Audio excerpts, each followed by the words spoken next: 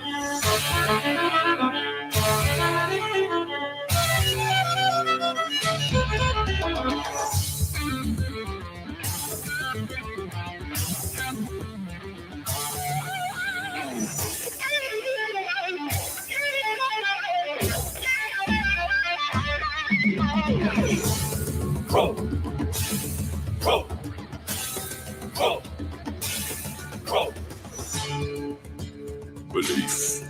is the enemy of knowing. All right, man. Welcome to Crow 777 Radio. This is episode 383. Jason Lingren is with me, and Dylan Sakosho is back.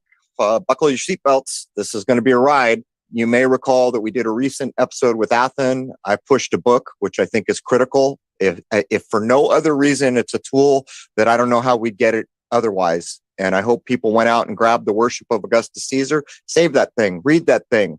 Hold it so that when we get to a point, if we get to a point where books are being burned, people can save things like that because they matter. As far as I know, we don't have a way to know some of the things that are in that book. Otherwise, I could be wrong. But for my part, that's how I feel about it. Anyhow, welcome, Jason. And a surprisingly beautiful morning it is.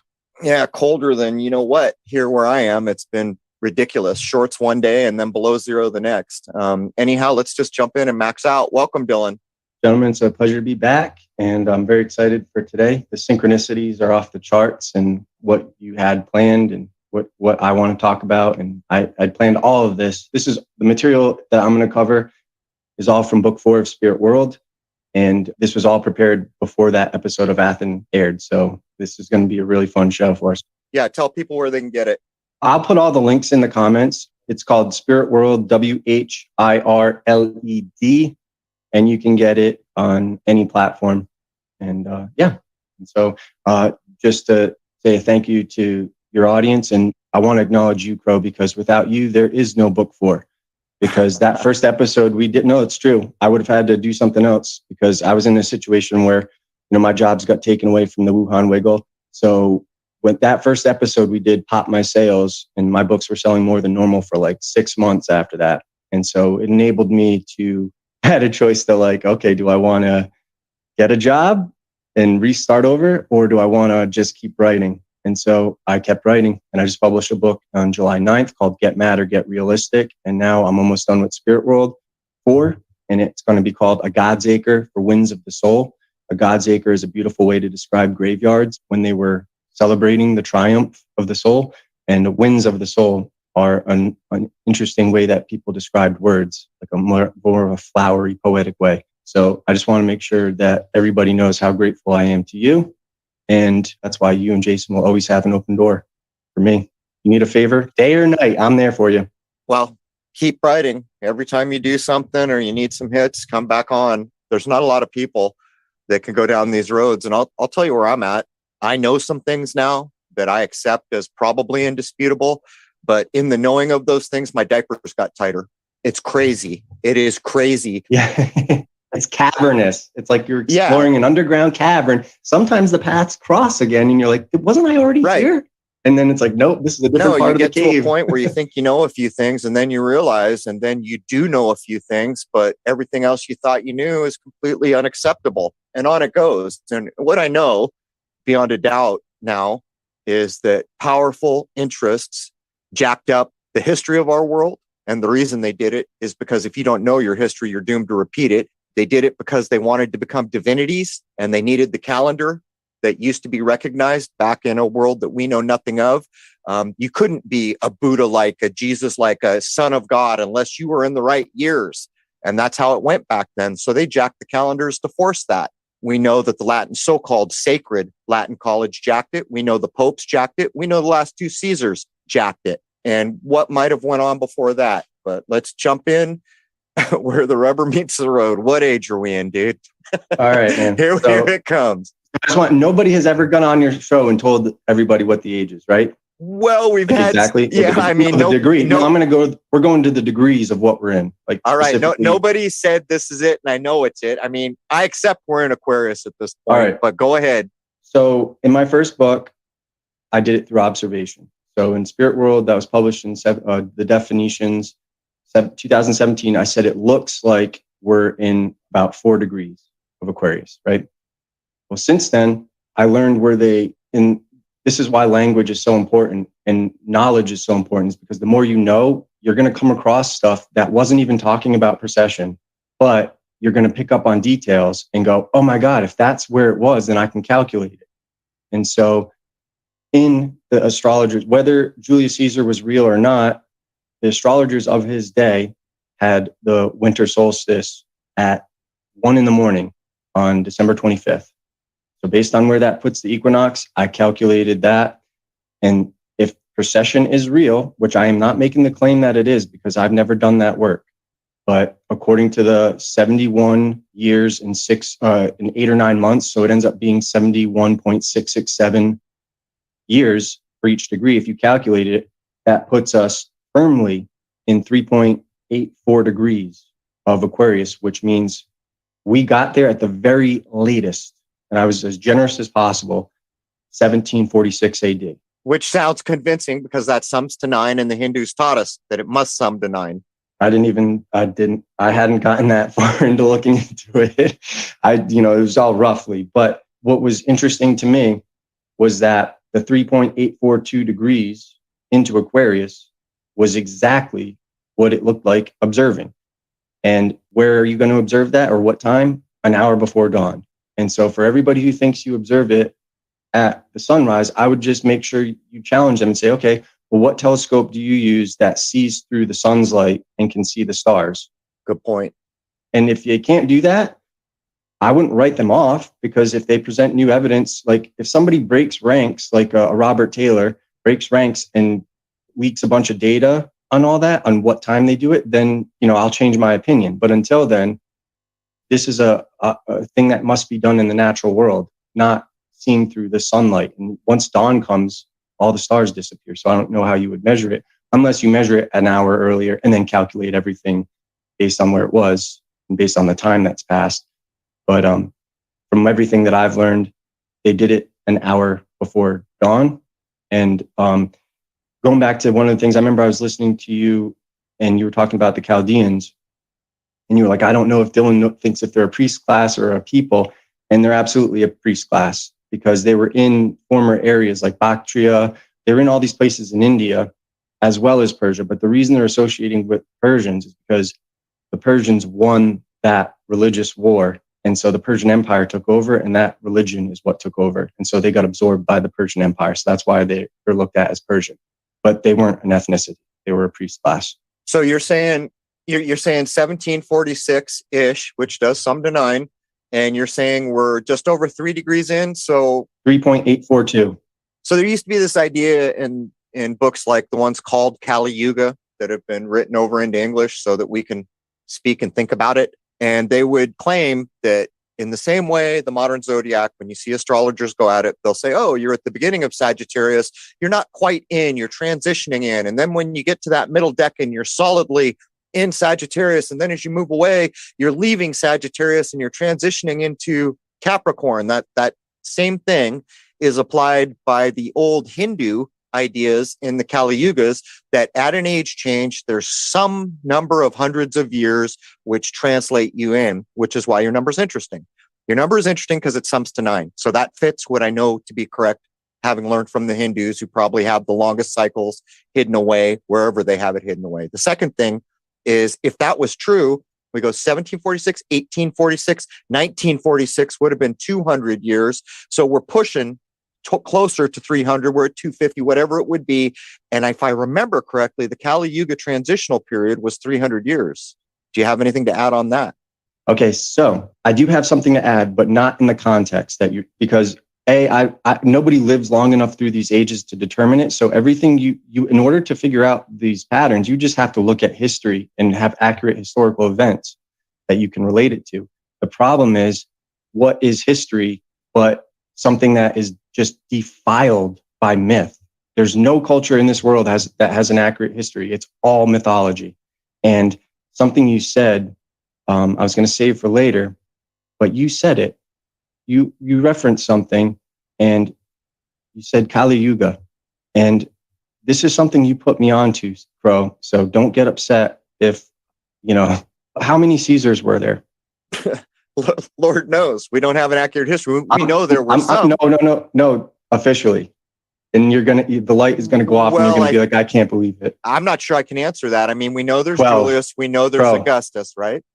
There's 12 Caesars. And how do you come to this? That's the status. That's the status quo. It's not like, I'm not saying like that, whether that's historically accurate or not, but that is the status quo. And one of the things that you taught me, or that you made me like look deeper into, was the mythology of Italy and how it's all astrotheology. So when you look at there's 12 Caesars, well, I was looking at Caligula, and when I said it out loud, I just can't help but noticing it sounds like Caligula. Oh, wow. And then you have Julius. Well, what's Julius known for? Aside from all the historical stuff, the calendar you're talking about, that was during his day at 46 BC, right? They changed the calendar to start back at the Yule, and that's Julius, right? Wow. The Yule, which comes from Iul, which comes from Ilios, the sun. And so then you have something we're going to talk about today, the Neros, that 600-year cycle. Well, there's also Nero Caesar. And this is really interesting to me because the Caesars chose their names after the primary pantheon of the Norse gods, the Aesir. That would be like Odin, Freya, Thor, Hoder, Balder. And when you look at that phonetic, that sur, Aesir, Sir, Lord, Rock, God, King, it's all going to go back to Surya in India, the sun. And ironically, my last grandparent just passed away last week, and her last name was of Caesar, her family, before she took my grandfather's name, which is of Troy. And so there's an interesting mythology in Italian history and Italian names. And I don't know that any of it is friggin' real at this point. Because when I see it encoding the zodiac, or at least the concept of the ages of creation, I just can't help it, because I just remember listening to you a long time ago saying how, the brothers are clearly Gemini, and on the other side of the zodiac, you have the lupus and all this other shit. And it's like, man, it's all friggin' astrology. It's all myth. And as a matter of fact, The Worship of Augustus Caesar, the book, he'll tell you that Troy's a myth. It's poppycock. And what Jason and I did at one point was showed that Ovid is a put up. It's a book written by a Roman for Romans to attach them to a heroic time of which we know nothing, which is the same of Homer, supposedly written before the Roman period, which is the same as Virgil. And by the way, go look up how many ways there are to spell Virgil, but you can find the roots of 9/11 in the Ennead. And we've covered these things. And it's true. It's all myth, but it's all sky clock myth, all of it. And there's a commonality in the era we're talking about because it's all sun. And so what we find is there was a period when a year was broken up better than we do it now because the moon was used. Moon does a better job of showing what a month is and breaking out a year. Now, the sun doesn't do such a great job, and we get these weird things like this month has this many days. And by the way, you're going to need a leap year, and we can lay this at the feet of the Caesars. But the story we're told that lays it at the feet of Caesars, complete poppycock. This is an agrarian society. Even their supposed history wants you to believe that they're owning and operating places like Egypt to get the grain. That is an agrarian society. There is never going to be a time when they wake up in June and say, why is it snowing? Our calendar's jacked up. Now, the claim is that's exactly what happened. What's actually going on, and for my money, what's actually going on is powerful men are trying to become all powerful. In other words, if you look around the world right now with Covidius Minimus, someone is trying to take over the entirety of this world. These men did it first. And actually, these aren't the first men who did do it, because we know of people like, what's the forebearer of Egypt there that left all the Ptolemies? What's his name there? Val Kilmer played him. I can't think of his name. Ramesses? No, the great. He left Cleopatra's dynasty, supposedly. Alexander the Great was the first guy to do it that we know of, and probably not the first guy to do it. And so when you get up to the Caesars with the history, and we can see the writings, and even in the book I just referenced, they'll tell you that the Sacred Latin College was busy dicing everything from everywhere, rewriting it at that time. That's a long time ago. Caesar makes a run to be a god, and he pulls it off.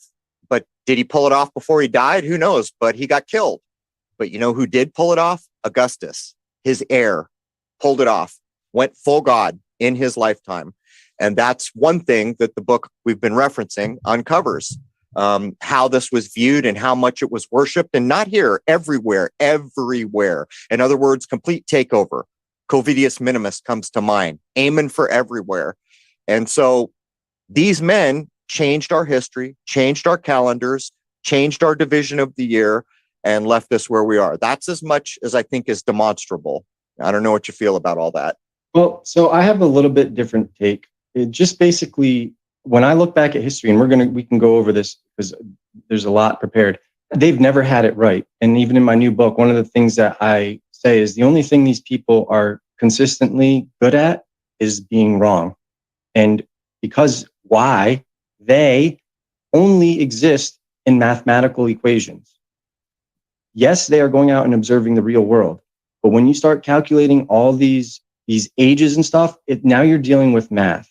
And I will say that Julian calendar, nobody who had a hand in creating that lived to see it go off its reckoning. Let me interrupt. In the book Augustus Caesar, he goes so far as to say the jacking of the calendar had gotten so bad in Josephus's time, and everybody knows what we've said about Josephus. He's an insider baseball ninja that may not have even existed. He went to the Julian calendar that said the only way to fix what's been done is to go to the Julian calendar. The book Worship of Augustus Caesar agrees with that and says AD BC was one of the biggest mind screws of all time. Sorry for interrupting, but I think it's important. No, I mean, it's true because that wasn't even done till after that period. It's not like AD happened and all of a sudden like, okay, we're starting at zero. No, this all coincides with the Christians burning the Library of Alexandria, closing down all the mystery schools of the Hellenic world, and kicking out all the philosophers of the Roman Empire, getting them the hell back to the Orient. And what happens is the church takes over that institution. And that's the thing that nobody really wants to look at because you don't see this stuff really happening until the 3rd century AD. And that's another story. That would take too much to explain that. Provable story, because the first basilica is St. John's Basilica, what we call modern day Vatican area or Holy Rome, which it's neither. They took the doors from the Senate of the old Curia of the old Roman ancient empire where the Caesars supposedly reigned. They took those doors and they put it on St. John's Basilica, which is the first big Vatican building. There's your proof in the pudding. The place that made the laws became the Basilica, the place that's making the new laws. Yeah, that's awesome. You're learning me. I didn't know that. And so, like when I look at this, so like you look at that Julian calendar, the reason that calendar was awesome is because it makes it for the average Joe not to have to know the star cycle. So just based on that calendar, you know where the sun is, where the seasons are going to start. And if you have that calendar, like we do with our phones, we don't need to know the cycle of the sun. We know what time of year it is. The problem is after like 1,500 years or whatever, that's now like 11 days off of its reckoning. And they're like, we can't change the church holidays. So they got to solve that problem. So then enters the Gregorian calendar. And to think, I'm kind of in awe of that people without technology, if that's the case, they may have had technology, I don't know. But astrologers in an era that long ago could create something that lasted that long where none of their progeny would even live to see it messed up. And then eventually they had to readjust it so the holidays still matched up with the symbolism and the time of year.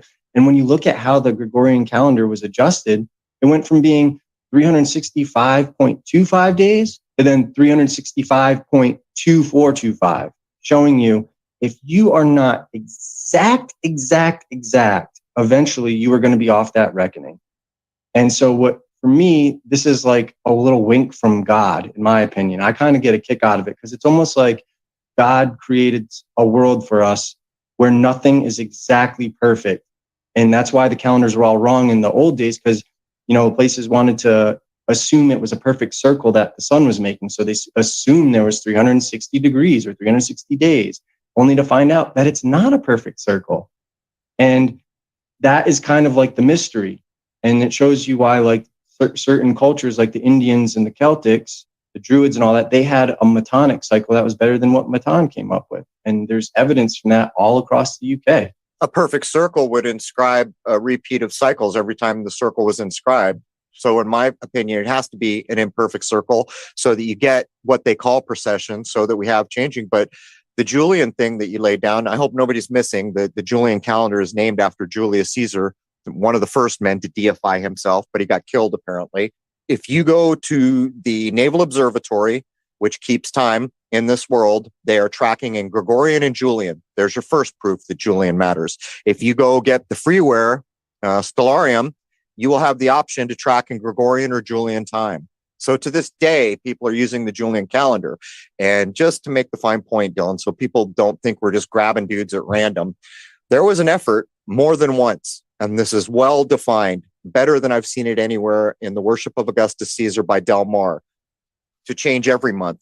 It's been done a number of times, but it never stuck.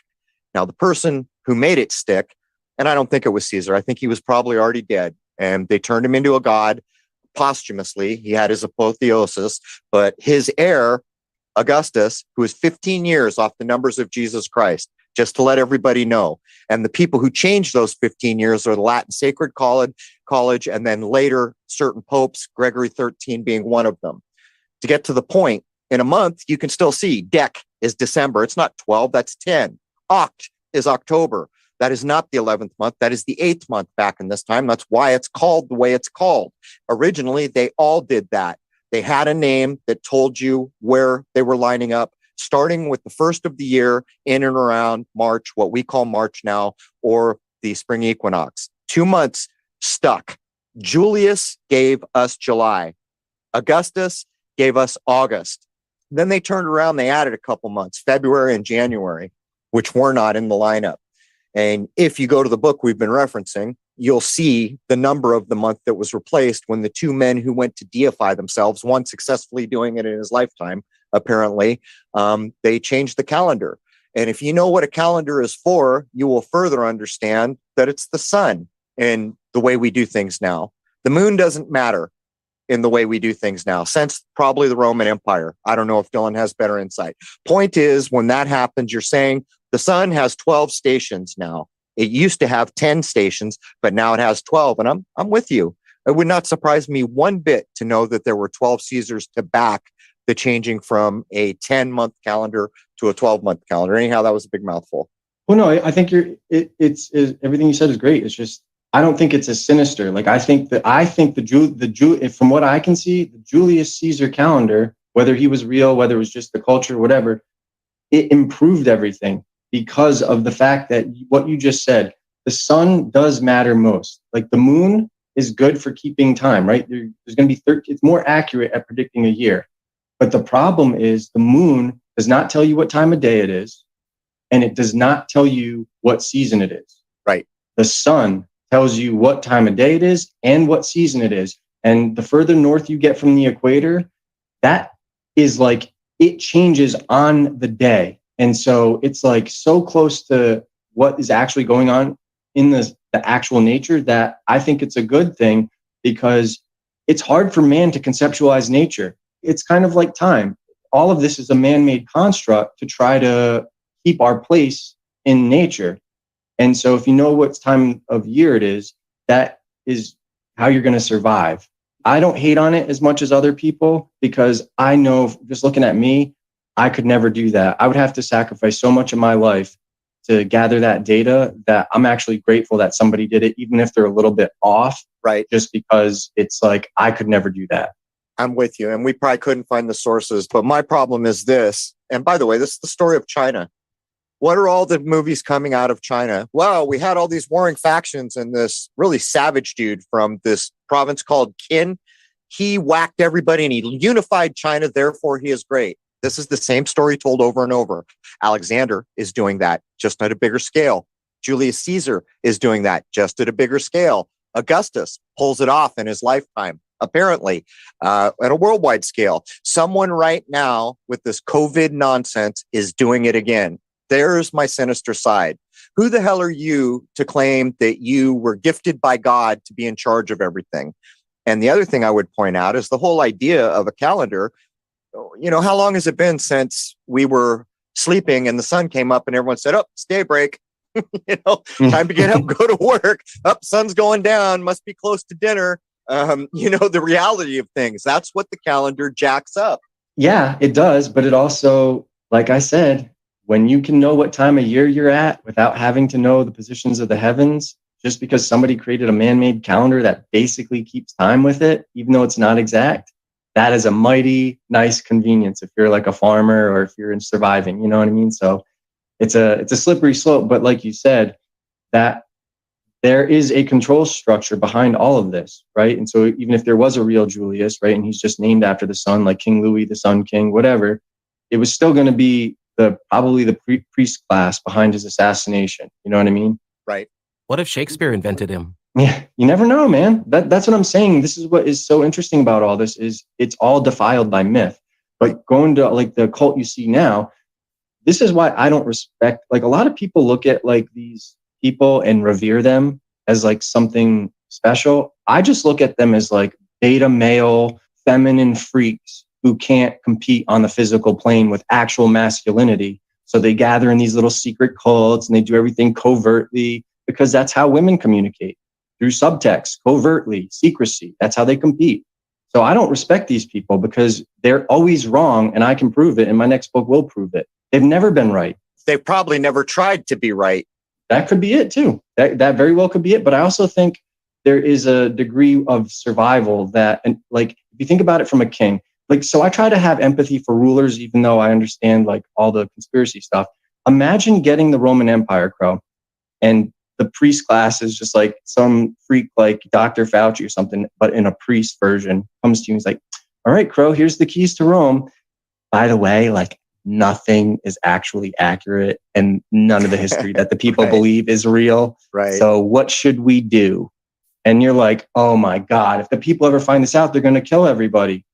Well, just keep them, give them the religion, give them all that, just give them the games, just keep them busy so they're off my back and let me run the country. You know what I mean? Like I can see there's like a human error to this that doesn't want to deal with the monstrosity of lies and all kinds of stuff that's been created by people who simply just can't say, we don't know. Hey man, getting off heroin is the bitch, like one of the biggest bitches in the world. But once you've done it, the world is a new place. That's Exactly. what I would say. And I get you. Yeah, man. Nobody wants to be overrun and have their family murdered and lose all their wealth.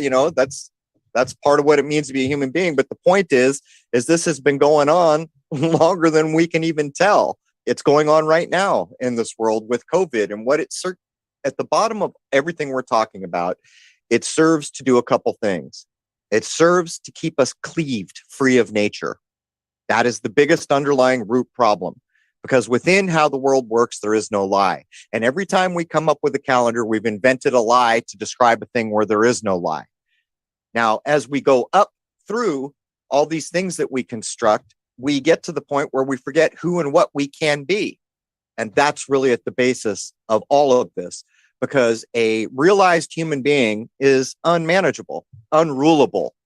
And every system we've ever heard of is about how are we going to be ruled. As a matter of fact, you could make the argument that every law and every form of government that we currently exist under is a direct throwback to Rome, or at least that's what they'd like us to believe. And Rome is a throwback to Troy. There and it Troy is. is a throwback to Babylon. And that some of them don't even exist. They're not real. That's what Like I'm saying. Troy. Like they're astrology, Right. right? And when you understand that, like Mount Ida is Mount Zion, is Mount Meru. So ask the simple question. Is Troy real? No. Is nature real? Yes. Is the sky clock real? Yes. So there it is. So we've made up a lie to encode the reality, and it's no different than calendar. Guess what? We just had a year, but our calendar's a little off. So get ready for a leap year. And by the way, this month we're going into only has 28 days. You know what? Well, it's going to get funny. Do you know what Troy means? What? 3 in 1, Troya, right? So there's the Trimuti. Interesting. One God, three forms, right? Does it relate to silver at all? No. Why would you think silver? Because of the Troy ounces. Oh, because of the Troy ounce. Well, yeah, it does. In the way you're describing it, it relates exactly. That measure is attributed to that period of myth. Yeah, but not like the language though. And then what's Rome? Well, Rama, right? What's Judea? It goes back to India. Ayodhya, right? Judea, Ayodhya. This all goes back to India. All of it. Every single last one. And this is why language is so important. And I know it's like the most boring thing to learn. It's not sensational. It's not, behold, Tartaria on flat earth and the pyramids and ancient generators. It's not exciting. It's boring as hell. But if you're going to see through the lies, you need to know language, because all of this stuff is in older languages. And if you can't at least transliterate them, you're going to have a harder time finding what you're looking for, because you can only go to English and these modern languages so much before you realize that some of these languages were dead for over a millennia, just kept alive by the scholars and the like, right? Like, think about going back to Mount Meru and all that stuff. They'll tell you, what does Jerusalem stand for? They'll say, oh, it means country of peace. That's the biggest load of shit that anybody's ever said. There's never been peace in there. And Jerusalem, how are you going to know what that means? Well, you're going to look back at language. You're going to see Hair, right? Hairo, sacred, holy, and Solimon. That sounds a lot like Solomon. What's going on here? It also sounds a lot like Sulam, ladder. Holy ladder, sacred ladder. We'll turn that Freemasonic tracing board on its side. Look at the nice Tropic of Cancer, equator, and Tropic of Capricorn that it makes, and Jason's ladder, or Jacob's ladder, going all the way across. That's the sun's ecliptic, the way, the straight and narrow path. And what is in the middle? That Ionic pillar, that the Ionians, that come from the Ionians. Well, I is interchangeable with Y. What do you got? You got the Yoni, India, the Yoni and the Linga. That's going to be the obelisk and the Vesica Piscis. The sacred feminine, the sacred male, and there's no, I don't think there's any disputing what you're laying down. Whatever the reality is, it resides originally in India. At least that's as far as we're going. And there are so many things in India that people who become familiar, it is unfreaking believable. There is actually a temple which is based on cymatics, and these granite columns and sandstone columns carved out of stone, the whole thing, have different resonances. They've carved the cymatic patterns in, but here's the kicker. They have this ring, like a chain that they've cut out of stone. The top ring is granite. The rings that go down from it are sandstone.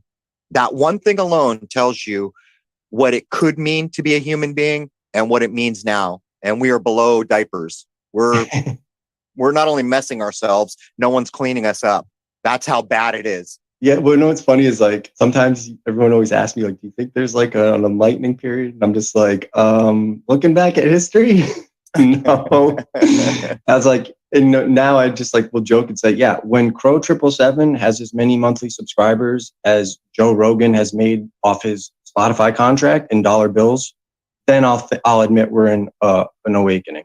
So then I don't see it. Not in our lifetime. I don't see it. Yep. You ever tried DMT? Yeah, I mean, why do you think I called it Spirit World, baby? I did ayahuasca for like 16 hours, like in like less than 38 hours or something like that. And I started seeing things. And that's how I passed over. I passed over on my own. I didn't have to go through the mystery schools. And that's why they hate people like me, because I can see through it. I started seeing language differently. I started seeing it, like, refrags your brain. I don't know how to explain it, but I think like what they said is like it melts away dead neurons that your body sets up to like block off traumatic memories or whatever. And then all of a sudden these pathways start opening up. And what happens is you start seeing things, and my pattern recognition like got over the chart. Like now my IQ, I only got like a 1020 on my SAT. So I grew up people thinking I wasn't that smart. And then now my IQ is like, less than 2% of the population can beat maybe like some Chinamen and like a handful of Ashkenazis, So it's like, I always DMT say that. stuff. People get pissed off when I say that. Paul Simon addressed in a song, when I think back to all the crap I learned in high school, it's a wonder I can think at all. It's true. Yeah, it's wild. That's why you do got to take care of your vessel. But what you end up seeing is that all these languages are in fact the same language, just dressed up different. They all share the same like 16 letters. If you look at like, you got Jupiter, right? What's Jew in Greek? Judai, right? Judait. So remember Vei, you did the old name of Rome, Veii. Well, if you drop that last I, it just becomes Vei. Well, what is that in reverse? It's the first three letters of Yova, or Tetragrammaton. Yod, He, Vav. I-U-E.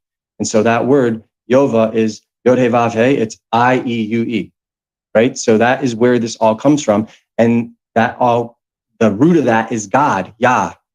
I-A to the, so I-E, it's pronounced Yah, like they transliterate J-A-H or Y-A-H, right? So in Hebrew, it's going to be Yod He, Yah. In Greek, it's going to be Iota Eta, first two letters of Jesus' name. The Syrians, they were known for like replacing certain things like P's and B's, the E and H, they replaced with like, that would be the Hey, that they replaced with Ion, which is like an O. So Ya or became Yo. So then you have the Latin Yo, like, or Joe or Io. And that's why in some cases you have Io being female, like Jupiter's wife. And then in some cases you have Yo being like the Latins, Yo Triumphe, right? And that's an old name for Bacchus, Triumphe. Tri, three, and Om. That's got the Om in it, sacred god of India. You have Omphalos, which is the navel. You have the Delphi, which is the navel. You have the Yoni. You have the Vesica Pisces. You have the Argo, the ships. That's the ark. It's shaped like a womb, like a vagina, like the Yoni. That's where a lot of this religious conflict. And you guys have talked about the sun, whether it's female or male. It's hermaphroditic. It's always been. And so the way you syncretize that is like, you can go to like, even Herodotus said Mithras, right? Mithras is the mediator. He's like the Persian sun. That was the same as the Assyrian Venus Mileta or Urania. Same as Arabian Alita. You have Proclus. He describes Jupiter or Zeus, because that's what they called Zeus in the Greek world, as being a man and an immortal maid. You have the Orphic verses that make both the moon, or the moon is male and female as well. And then you have, it translates, Zeus was born male. Zeus has been the immortal nymph or bride or maid, right? So all things were contained in the womb of Jupiter, because this is how, even like Shiva, look up the archetypes of Shiva. That's hermaphroditic. You know, you have this three god in one. You have Brahm, which is going to be like the creator, and it gives way to Brahma, Vishnu, Shiva, which are the three portions of the year, right? Same with Noah, and then you have his sons, which are the three portions of the year, because the year was divided into thirds back then before they added autumn. Autumn was used to be part of summer. Because of seasons. And that changes. The first time that I see that changes Christianity, it becomes all male, except ironically in the Vatican, where there's the idea of Mother Mary. So they're still echoing back to Isis. So you're right. And I don't doubt for a minute that the sun is both as a creative force. It would make sense. But we do have a moon as well. But again, I don't think it matters. When you start to get into the ideas of Sol Invictus and Mithras, you really begin to realize what they were thinking, right? What is the actual light of this world from their point of view? Well, it's the light of this world. What creates all the heat, all the life, all the plants? Well, there it is. You're looking at it. It's in the sky. And what the Vatican set about doing was so detrimental because they blew everybody's minds. And our minds have pretty much been blown. We can't think anymore. How is it that if someone tells you what's the light of this world in reality, you can't look up and point at the sun? Because if you do that, you're a pagan, or somehow you're going to burn in it, or whatever you're worried about. You can't recognize what is so blatantly obvious in your face. No sun, no plants, no life, no warmth, darkness. You know what pagan comes from? Yeah. I've done a lot of work on it. Yeah. So for those who aren't listening, let me just say this, because that's a huge insult. Right.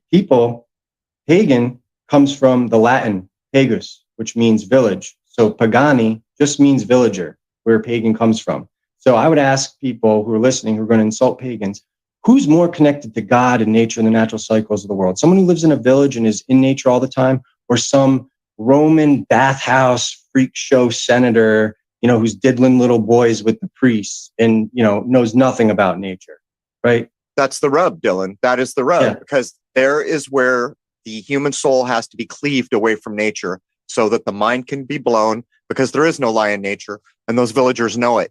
Yep. They know when sunrise is. They know when midday is. They know when it's winter. They know when it's the equinox. They know they're connected to the truth of the creation. What the Vatican had to do was go and cut people away from nature so they could take their artificial mind-blowing nonsense and begin to impose it. And it is basically mostly imposed through fear. And then through generations, that fear just becomes rote. most people will probably think they're not afraid of anything, and yet they'll accept that they burn in hell if what the man in black told them is not executed or done to the letter. And this is the mind blow that we're in. And, when you do things like ayahuasca, that's the spirit of nature. That's a plant that was created not by a man, not by a woman. And the truth of it is undeniable. And that's why it's against the law, because like the calendar, it has to try to control that which is uncontrollable. So the only place they can control it is in your mind, which is what COVID is doing in the world right now. Well, you know what I wanted to say about the entheogens? A shaman told me, the one that I worked with, he left Peru because all the tribes down there are using it to engage in spiritual warfare on each other. But he also said, I'm not going to name family names because I don't want to be liable, but certain powerful families are all doing it together in their covens and trying to influence the world in the astral planes, if you will, and manifest those designs here. So that's exactly what the ruling class does, is they give the masses religion and stuff to hold their minds back and stunt their spiritual growth, right? So like if you were to say this, a religious person is going to be like, oh, that's of the devil, ravenous wolves, I tell you, and they can't accept the fact that maybe your creator put shit in this world for you to interact with the will of creation. Just maybe, and they have turned everything good that regarding nature they've inverted everything. And it's no different now, like even NASA. How do you think NASA knows all this shit? They can predict everything precise because they are the priests of Apollo. You think they just had like an organization for like 40 years and got all this knowledge out of nowhere? Yeah, right. They couldn't predict all this stuff if they didn't have the priest class work. That's a fact. Yeah, this is serious. This is, people, if you're listening to this is way more serious than you even have an inkling about. And that's why I recommend my book, Spirit World, because they can bring you up to speed so you don't have to sacrifice your life like I did, because I would give anything for somebody else to be doing this work so I could just kick back and read their books and not have to waste my life doing this. But I did this because I didn't see anybody else doing it. And there's a serious problem in our country is circling the drain. I don't care if you ever know language or anything. You can just get the point that all history is tainted with myth and that all people in the ruling class are working in a cult together, and they always have been, at the behest of the priest class. If you can just grasp that, and maybe we have a chance at people saying, fuck this, we're done. Get all these religions, get all these priests, get them all out of here. You have no business in government or anything. But people won't do that. It's going to get worse in our time. Yeah. I'm convinced that they're going to make claims on people that have been modified, have taken that that's shot. What the mRNA is for. That's right. They're going to claim not you natural. Because that's right. It is not natural. That is the ultimate cleaving from your creation, allowing a privately held corporate product to modify what makes you supposedly a human being. But let's get quickly into the cycles for a minute. And it's never been lost on me. Like every time people see the South American calendar cycles, oh, it's so intricate. Look, they're all like spoke wheels. Why is there so many of them? How is it that there aren't so many of them? How is it that we only have one and it's the sun? How is it that we ignore the moon? How is it that we're not really quite sure when an equinox is? How is it that we are so lost in time? And this is the example I would give. Some dude builds a machine because everyone needs shoes and clothes. And he says, I got this machine that'll automatically build shoes, but it won't build pants. So this other dude builds a machine. He says, hey, my machine can build pants. So now we've got two machines. One gets us our shoes. The other one gets us our pants. Another dude comes along and says, oh, mine builds jackets. You see how that works? It's no different than the sun and the moon. It's just a cheap knockoff in an effort to explain that the sun does not do what the moon does. And so the moon has its own cycles. And the reason we ignore the moon is because those lunar eclipse cycles were critically important back in the day. And we've touched on this, called the 223, the Metonic cycle. These are crucial. As a matter of fact, I'll go so far as to say that the 9/11, whatever the hell you want to call it, mind warp is drawn directly from lunar and solar cycles, the Metonic cycle being the lunar side of the ones and the nines in the 9/11 game. You want to get into that while we've got a few minutes left in hour one? Yeah, well, I want to blow your mind and some audience's mind. You might already know this stuff, but I guarantee a lot of people don't. So there are stone circles in Ireland, right? One of them is called Bais Boudin, and there's a corruption of that called Boscawen in Cornwall, UK. And it's got 19 upright stones because the Irish and the Indians had the Metonic cycle and the Neros more accurately, while the Egyptians, Greeks, and Jews were still trying to conform to a 360-day year.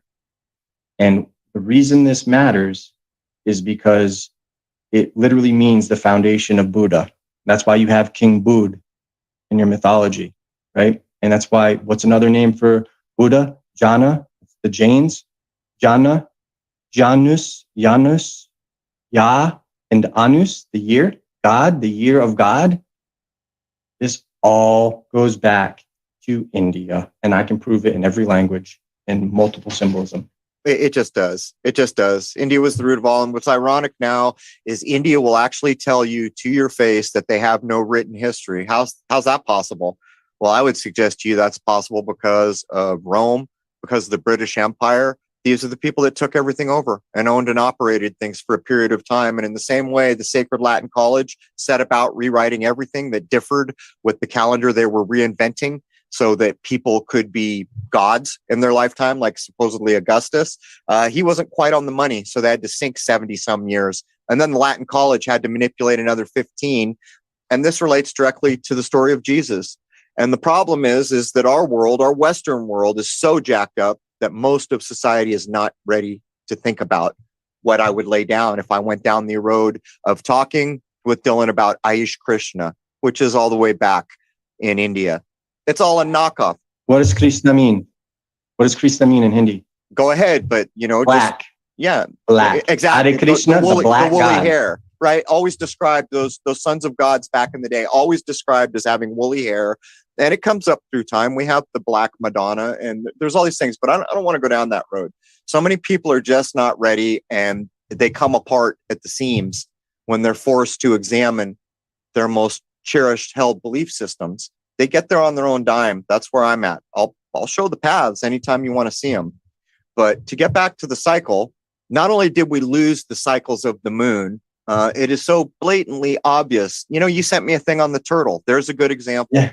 The moon almost always illustrates what's going to happen in nature. If the horseshoe crabs are coming, you know it's the moon. If the Great Barrier Reef is spawning, you know it's the moon. And you sent me this thing that shows about the divisions on a turtle's back.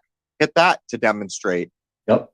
So really quick in the first hour, if we can, maybe because get into the Soros to build off what you were talking about with Athen. So ironically, there is an islet in the called the Echidnas. Echidnades, I think it's pronounced, but it's from Echidna, which means she viper. And that is the serpentine aquatic archetype that many of you who do some of these entheogens will interact with for sure. And but the other word meaning, so like Soros, it has multiple meanings, right? In Greek, it also means entombed. And I've seen the claim that Serapis comes from Soros apis, which would be the entombed apis or apis, however you want, that's where B comes from, but it used to signify bull, because ultimately, going back to the hieroglyphics and stuff, it all means king, ruler, lord. So the word Soros literally means entombed coffin. And anytime you're dealing with entombment, you're going to be dealing with the winter sun or the winter solstice, right? It translates to cinerary urn. That urn is in Saturn, right? It's rest. It's like in Saxon, Saturday is Sitterdag. It's the day of the seater, or the day of sitting and rest. And so if you were to just philologically tweak Soros to Sauros, or Sauros, it's going to mean lizard or reptile. That's where you'll see at the end of words like dinosaur, right? But Soros is also like a movable frame that the coffin's carried on called the bier. And that's what the Jews carry their dead to bury on, to the burial. So you see this in like Irish festivals that are only done at night called La Sora. And the reason this is important is because this symbolism is laid up in the word Saros, which is the cycles that you guys are talking about. And from what I can tell, the root of that, or the derivation, is from the Hebrew word sor, which is pronounced not to be confused with Lord, but it's if you were to spell it, it would be Shin Ayin Resh, right? And that means revolution or measure. And so the Old Irish called it siora. And if you look into their language, it's inseparable from Hebrew. English is inseparable from Hebrew. It's inseparable from Sanskrit. It's inseparable from Greek. It's inseparable from Latin. They're all inseparable. And it's fascinating because you see a lot of this symbolism. Like, they've determined that the Neros is 600 years, right? And so that's what they used to that's what would be like in that book you referenced that he calls the Zodian, right? The sign.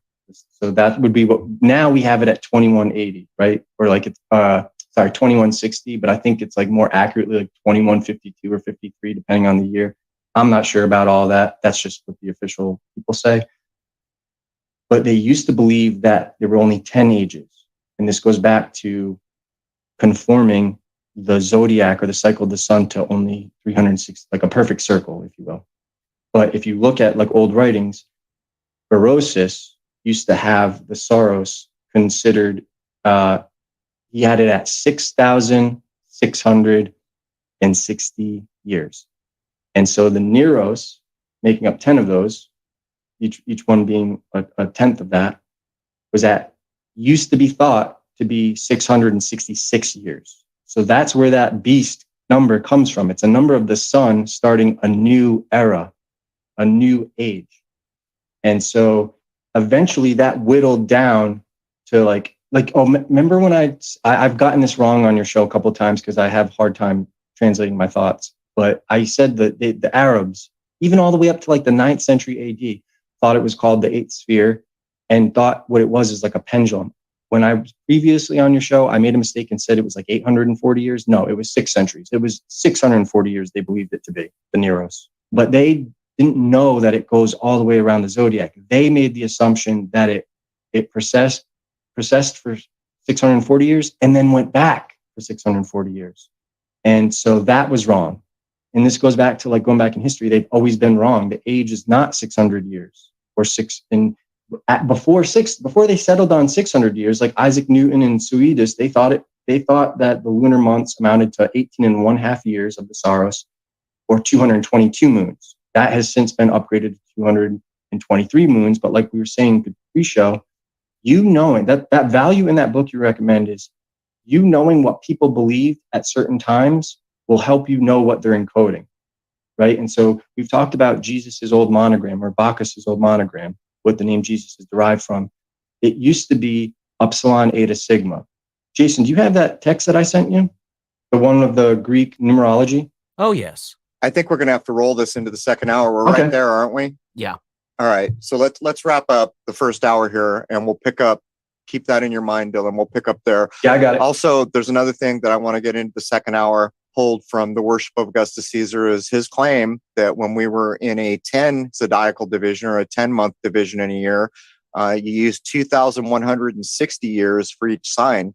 And that when we went to 12, it went to 1,800, which actually mirrored a couple things you just said. They're interesting ideas. But anyhow, that brings the first hour of episode 383 with Jason Lindgren and Dylan Sicoscio to a close. Join us on the other side. There's going to be a lot more to get into. These are the kinds of things that will blow your mind. But I'll ask a simple question as I wrap up. Is there a lie in nature? Is there a lie in the sky clock? Will the sun come up at the exact moment it's supposed to tomorrow? Will it set that evening at the exact moment? And now I'll ask the same question. Is your calendar accurate? Are the men in black who run those religious institutions infallible? Is the Pope infallible? You know what the truth is. And this has become the problem of our era, is we've been backing the wrong horses when the truth has been around us the entirety of our lives. The truth has been surrounding us. Anyhow, join us for hour 2 at Crow 777 Radio, CRROW777radio.com. Hope to see you all over there. And I'd like to wish you all a happy, healthy, and higher-minded new era. There it is, man. Cheers.